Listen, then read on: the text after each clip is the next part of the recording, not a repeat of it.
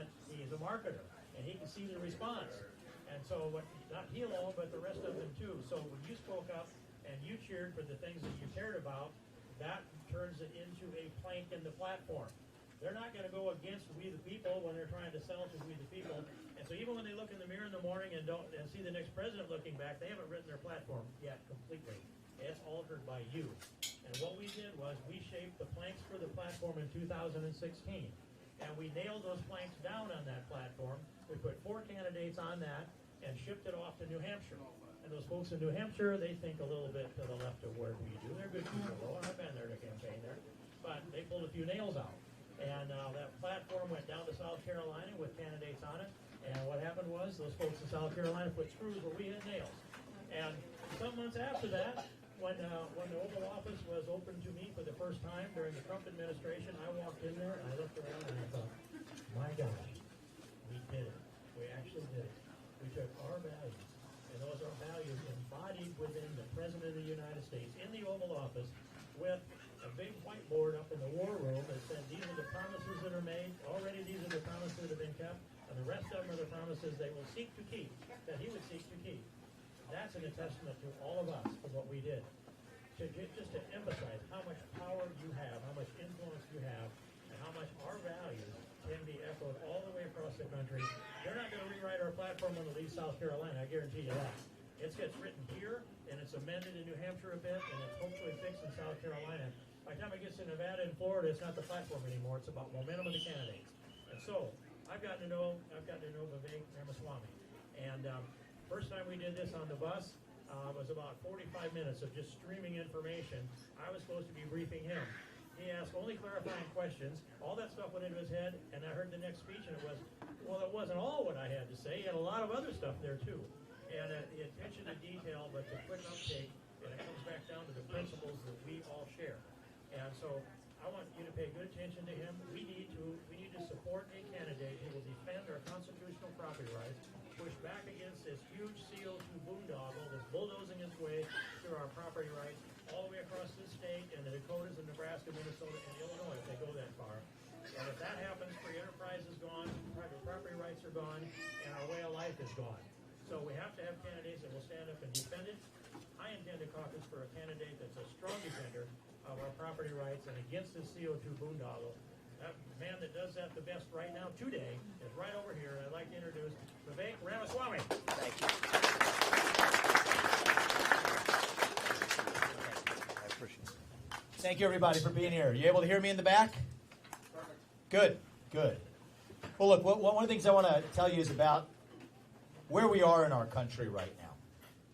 Okay, we're in the middle of, and I don't use this word lightly. Be careful to use this word. I use it intentionally. We're in the middle of a war in this country. It's not a war between black and white, or between even, not really even traditional Democrat and Republican. It's deeper than that. It's a war between those of us who love the United States of America and our founding ideals and our Constitution. Those of us who believe that all men are created equal. Those of us who believe that you get ahead in this country not on the color of your skin, but on the content of your character. Those of us who believe in freedom of speech and open expression. Those of us who believe that these ideals form the backbone of the greatest nation known to man. And a fringe minority on the other side who hates this country and what we stand for. Who believe that your identity is based on your race, your gender, your sexuality. Who believe that you can't openly express yourself in this country without fear of actually being censored. That maybe we can use our military to protect somebody else's border, but if we use it to protect our own border, that means you're xenophobic or bigoted. Oh, and by the way, that we have to stop burning carbon in the United States, even as we shift those same carbon emissions to places like China. That we have to apologize for who we are. And I call that a war because there's no middle ground here, actually. Either you believe in meritocracy or you believe in group quotas. You cannot believe in both. Either you believe in free speech or you believe in censorship. You cannot have both.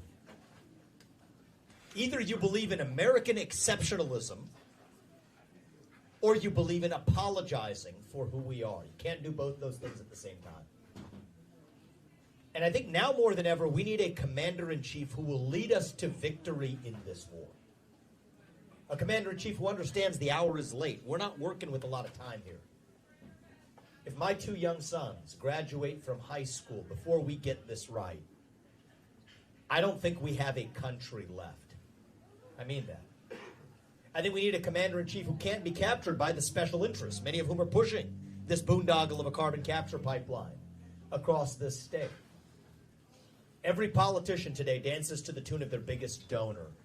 In my case, that biggest donor is me. I am ideological, Steve. I heard you use that word. It's interesting. I actually listen to what we take from you, and we're putting out those planks into our platform, but I'm not ashamed to say this. I am ideological. And part of my ideology is to stay true to my ideology is the Constitution, not the mega donor class or the establishment in either party that wants to betray it.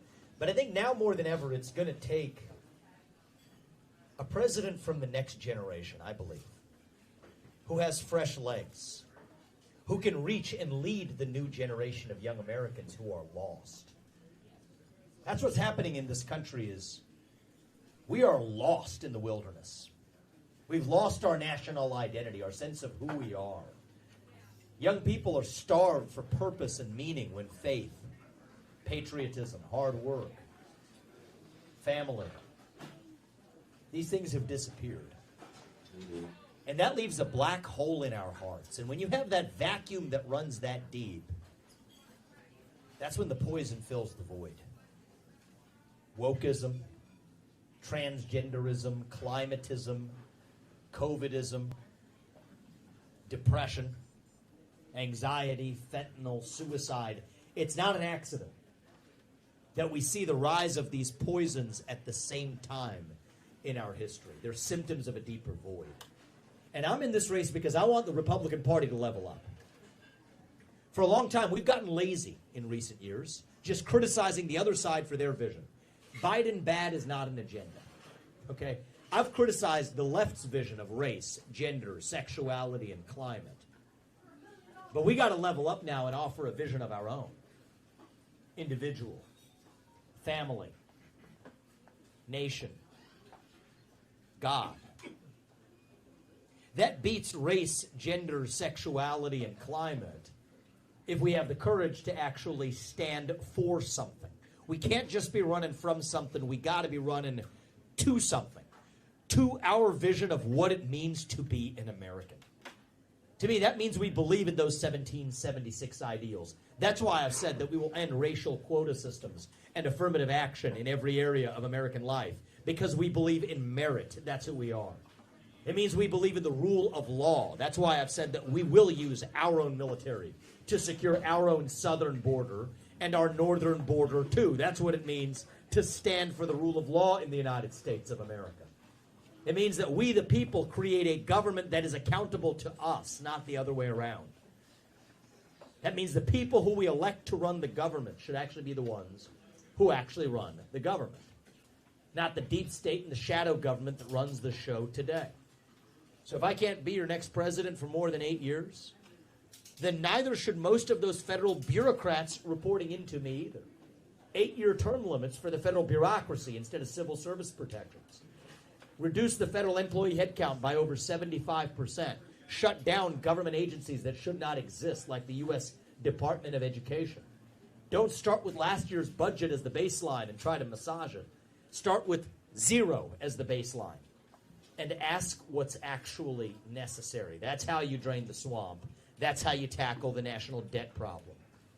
We need elections we can believe in to accomplish all of this. Single-day voting on Election Day as a national holiday with paper ballots, government-issued voter ID to match the voter file, and yes, English as the sole language that appears on a ballot.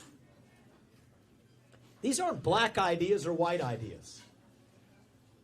They shouldn't even be Democrat ideas or Republican ideas. They are fundamentally American ideals that we fought a revolution to secure. I believe those ideals still exist. I'm running for president to revive them. It's on the bottom of our coins. E pluribus unum. It means something. It means from many, one. That's what we've lost in this country. And here's how we're going to get it back. It's going to be by all of us. Not just me. Not just people like Steve King. It's going to be by all of us starting to speak the truth in the open again. Say in public what you will say in private at the dinner table. Say it with a spine. Say it with conviction. Say it with respect. But part of respect is that you respect your neighbor enough to tell him what you actually think. That is what we're doing every day in this race. Speaking the truth, not just when it's easy, but when it's hard. Speaking the truth, not just to the Democrats, but to the Republican Party, that often needs to hear the truth, too, from the carbon capture pipeline to pardons on day one that I will issue for any peaceful protester on J6, to call for the resignations of the failed party leadership that has failed us for the last 5 election cycles. There's a reason why I'm the only candidate in this race who can even say these things, that the climate change agenda is a hoax, because it has nothing to do with the climate. If you want somebody who's going to speak truth to power, then vote for somebody who's going to speak the truth to you. The things I'm saying, they're controversial not because they're false, but because they are true. That God is real. That there are 2 genders. That fossil fuels are a requirement for human prosperity. That reverse racism is racism. That an open border is not a border. That parents determine the education of their children.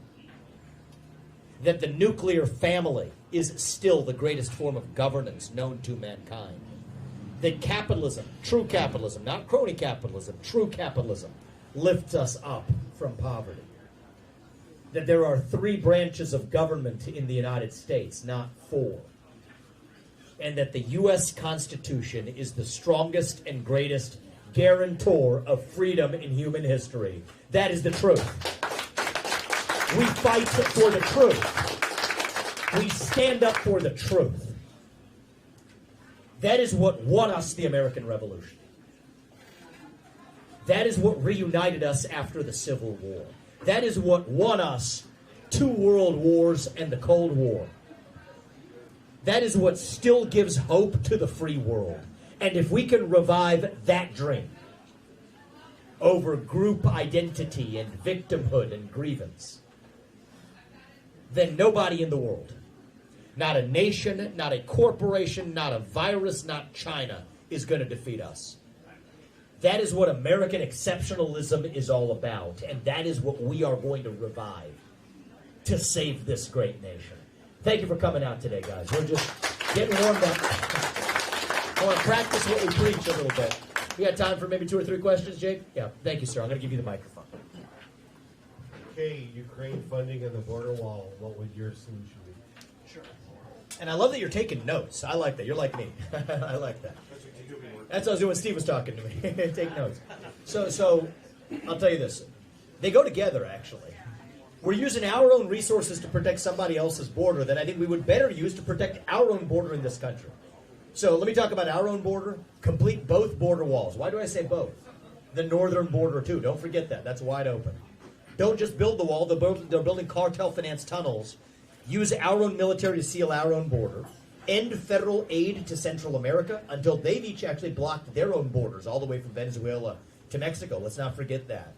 End federal funding for any sanctuary city that's really paying for the breakage of the rule of law. That can't happen on my watch. Then we're going to talk about going a little further here. End the incentives to be here illegally. End birthright citizenship for the kids of illegal migrants. It was never supposed to apply to them. So we got to actually apply that even-handedly. If you're a kid of an illegal, you don't enjoy birthright citizenship after I take office. And then we got to actually do the hard thing. Anybody who's in this country illegally will be returned to their country of origin. That will happen on my watch, using the existing laws to do it. We don't need new laws. Use the existing laws. That's how we get that done. So that's the hard answer to that question. And as it relates to Ukraine, a reasonable peace deal that allows Ukraine to have its sovereignty intact, but which requires Russia to exit its military alliance with China. That's the number one threat that we face today. Nobody's talking about it. I have a clear vision for disbanding the Russia-China alliance, as Nixon did it in 1972. That's how we're going to do it in 2025. Hopefully that answers your question. It's a great question. Thank you. Yeah, stand up and I can, project, or I can bring this to you, maybe. Yeah, that's all right. Let's see if it stretches. Yeah. Mr. Ramaswamy. My name is David Hovega. It's good to meet you, man. I'm a local minister and just recently voted in as city councilman. And my question for you is not so much about spiritual issues. I think you've spoken a lot on that with YouTube and all sorts of stuff that answer that. My question for you has to do with, you said previously in your statements that you would not accept the vice president or President Trump to offer to you, you wouldn't accept that. My question is this. You'd be the presumptive nominee in 4 years. Why wouldn't you take that now as a position of influence and power and speaking truth to power and all that you just said? Why wouldn't you do that now knowing that you're basically 40 points behind? Well, I'll say a few things, sir. Would you tell me your name again? David. David, both as a pastor and as a city councilman now. Huh? Yeah. Thank you for doing your service to this country. I appreciate that. So it's not about me. I'll be very frank with you about that. The America First agenda does not belong to Trump. It doesn't belong to me. It belongs to you, the people of this country. And so what I've said is, I'm in this for the country, and I'm going to do whatever's required, but I'm not a Plan B person. I had a guy at yesterday's event gave me a good suggestion. He said, would you consider Trump as your running mate? I said, I would, actually. I would be open to that. So it's not about me or Trump. It's that I don't think we have a lot of time left right now as a country. So if this were about my political career, I mean, look, I'm 38 years old. We have a 3-year-old son at home. He's about to turn 4 in February, and we got a 16-month-old. My wife, Apurva, the reason she's not here is she's saving lives at Ohio State's Cancer Hospital, doing throat surgery, often not even getting paid for the surgeries that she does because of our broken healthcare system. That's a different story. We're not in this for us, right? And so I worry that, first of all, if the interest payments on our national debt become the largest line item in our federal budget, we're in quicksand. That's about 5 years from now. We've lost our basic sense of national identity. 60% of young Americans say they would sooner give up their right to vote than to give up their access to TikTok. I'm not making that up. That's actually literally where we are as a country right now. And so against that backdrop, I think it's going to take somebody with fresh legs. Thomas Jefferson was 33 when he wrote the Declaration of Independence.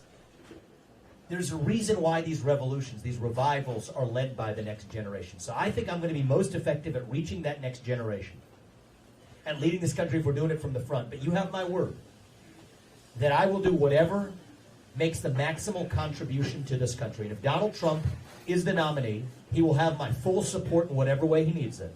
And if I am the nominee, as I expect to be, I expect he will provide his full support and help as an advisor, mentor, or otherwise, which I will accept to save this country. Because it's not about him and it's not about me. It's about us, the people of this country. And I want to say one other thing about those 40 points is, I actually think the polls in Iowa, I feel like I'm sounding like Trump in 2016, and he was right back then, and I think I'm going to be right this time.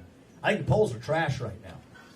Many of the people supporting us in this state, we see it in our own, tens of thousands of people that are our supporters, say they're coming out to caucus. They've never been to a recent caucus. They're not polled. Many of them are young people from Dordt to Iowa State, to Iowa, to Drake, to other places I've been. We're reaching the next generation in a way this party hasn't done. And so with your help, I think we're going to deliver, not a surprise, a shock on January 15th. And if I do win the Iowa caucus, I'm your next president. And I'll tell you my conviction right now, I think we're going to win the Iowa caucus. But it's going to happen not because of the TV ads. I've already seen Super PAC ads several times coming up while I'm even talking to you guys. That's not how this election should be decided. It should be decided like this. There's no social media algorithms distorting what we say right now. No TV screens between us. Iowa goes first for a reason. Steve mentioned it to you, the same thing, for a reason. You can tell the difference between somebody who's coming here and reading your poll-tested slogans and somebody who's sharing their actual convictions. So if you all do your part on January 15th, I promise you Apurva and I are going to do ours to revive our country, and I expect that will be as your next president. Thank you for coming here, and I appreciate that. Thank you for what you do in city council as well. Thank you. And thank you for looking. If others had questions about faith as well, I know that you said that had been answered for you, but I'd be happy to address that if that's of interest to others in the room as well, or any other topics you want to cover. Got more of a comment for you. I want to Sure. thank you for putting the entertainment value back in the primary debate. I mean, it's refreshing to hear from you what we are all thinking, instead of, spending an hour and a half listening to somebody talk about their 5 steps to reduce amortization on tax laws. I appreciate Very, that. very refreshing. Thank you, man. I appreciate that. I think we live in a moment where, look, here's the thing also. And it's the last question. I would rather speak the truth and lose an election than to win by playing some carefully crafted snakes and ladders. Now, my bet is that's the winning political strategy. We'll find out if that's true. I'm the only candidate in this race, the only major GOP candidate certainly speaking about the carbon capture pipeline issue. Speaking about the fact that on day one, and it will be day one, not the last day, on January 20th, 2025, that I'll pardon anybody who was on the Capitol on January 6th who was a peaceful protester. And maybe my political consultants are right when they tell me that these are not winning issues. So be it. Then we'll lose this election. But that's not up to me. That's up to you. And so that's what I'm doing, is more or less speaking filter free. And if that comes across in a way that keeps the debates engaging, I'm happy to hear that. So thank you very much. I appreciate it. We'll take maybe one last question. Sure. Where are you coming from when you say that the climate is a hoax? Good. No, thank you. Yeah, where am I coming from when I say the climate change agenda is a hoax? I'm coming from facts is where I'm coming from, because it has nothing to do with the climate. And that's the hard answer. Are global surface temperatures going up by a little bit? Yes, they are. But the deeper question is that even a bad thing? I believe it's not, actually. Not at the scale we're seeing now. 8 times as many people are dying this year of cold temperatures rather than warm ones. More human beings have died of ice ages than they have of warm temperatures. The climate disaster-related death rate is down by 98% over the last century. Green surface area coverage is greater on Earth today because carbon dioxide is plant food. It's greater than it was a century ago. Those are positive effects of a slightly warming planet. We actually, if you look at the course of Earth's history, we're at a relative low in the history of the Earth of carbon dioxide as a portion of the atmosphere. So it's based on this new fanaticism. I actually put out a little social media post literally on the bus ride on the way over here. Came out of a conversation we were just having. But it's actually the truth. Is every civilization in human history, without exception, apparently, a guy's written a book about this. Every civilization in human history has had an obsession with, almost a quasi-religious obsession with changing the weather. Rain dances, tribal dances, sacrifices of virgins, taking the hearts out of people, from Native American tribes, down to seeding clouds. Well, our climate policies are a modern version of that. It's a substitute for religion. And I think that I could go on about the facts about the climate movement and about the people who are opposed to carbon emissions here will shift them to China in the name of stopping global warming when that doesn't make sense. That the people who are opposed to carbon emissions will oppose nuclear energy, which also doesn't make sense. I could go on all day about that. But I want to get to the root cause of what's going on here. When you stop pledging allegiance to this flag, you pledge allegiance to a different flag instead. When you have a hole the size of God in your heart and God does not fill it, something else will instead. Call it climate. Call it COVID. Right? There's a reason why. We can point the finger all we want to the climate change agenda, but the question for us to ask is also look inside. And ask ourselves, what is it inside each of us that makes us want to bend the knee? That's the real question. And I think that in many cases, I'm going to speak a hard truth to all of us, we have become a nation of sheep, actually. And a nation of sheep breeds a government of wolves. So we can't just blame the wolf for being the wolf, because that's what the government's always going to be. What is it inside each of us that makes us believe is that sheep? We need to think for ourselves independently of what we're force-fed. by the media, and frankly now the establishment in both parties. The Republican Party's on board with this agenda. Why? Because a bunch of people who fund the Republican Party are making money off of it. That's where the carbon capture pipeline comes from.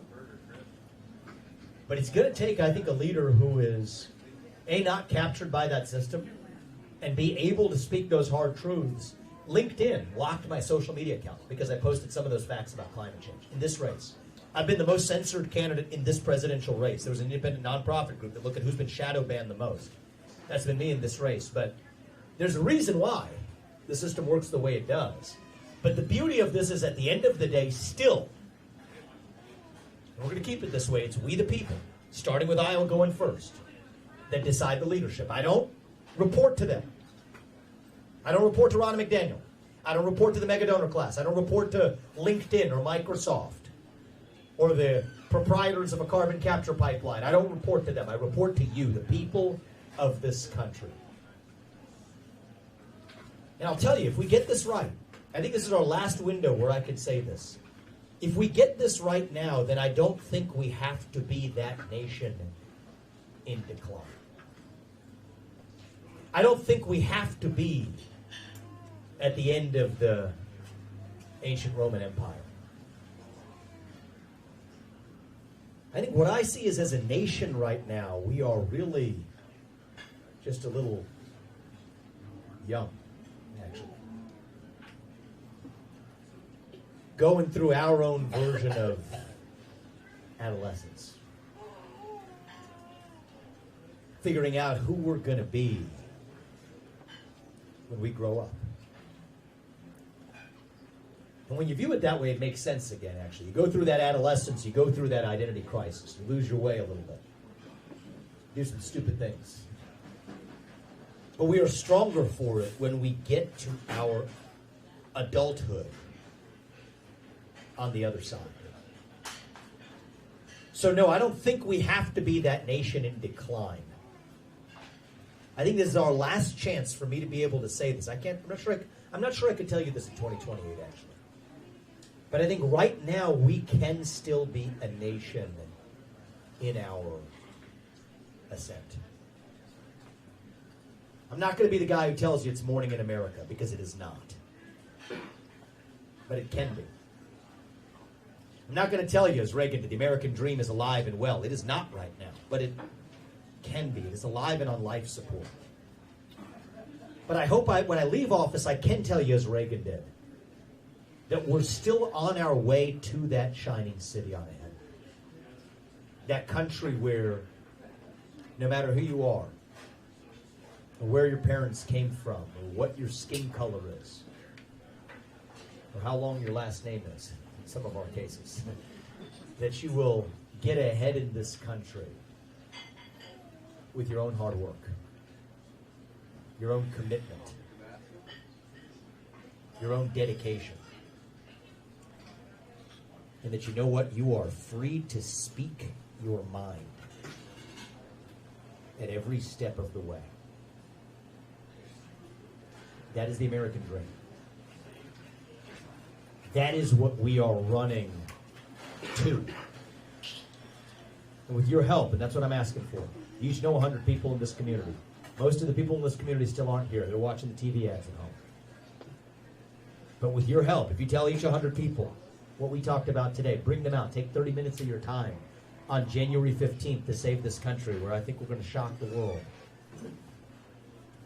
If you all do your part, I promise you that my family, my wife Apurva and I, we are going to do ours to make sure that our country's best days are actually, truly still ahead of us. Thank you for coming out today, guys. God bless you. God bless your families. And God bless our United States of America. Thank you. Thank you very much.